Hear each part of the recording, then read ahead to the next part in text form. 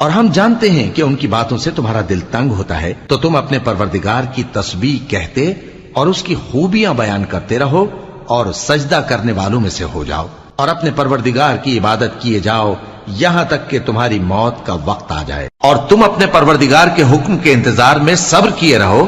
تم تو ہماری آنکھوں کے سامنے ہو، اور جب اٹھا کرو تو اپنے پروردگار کی تعریف کے ساتھ تسبیح کیا کرو، اور رات کے بعض اوقات میں بھی اور ستاروں کے غروب ہونے کے بعد بھی اس کی تسبیح کیا کرو۔ جو چیز آسمانوں میں ہے اور جو زمین میں ہے سب اللہ کی تسبیح کرتی ہے، اور وہ غالب ہے، حکمت والا ہے۔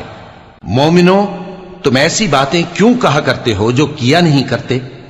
اللہ اس بات سے سخت بیزار ہے کہ ایسی بات کہو جو کرو نہیں۔ جو لوگ اللہ کی راہ میں ایسے طور پر صف باندھ کر لڑتے ہیں کہ گویا سیسا پلائی ہوئی دیوار ہیں، وہ بے شک اللہ کے محبوب ہیں۔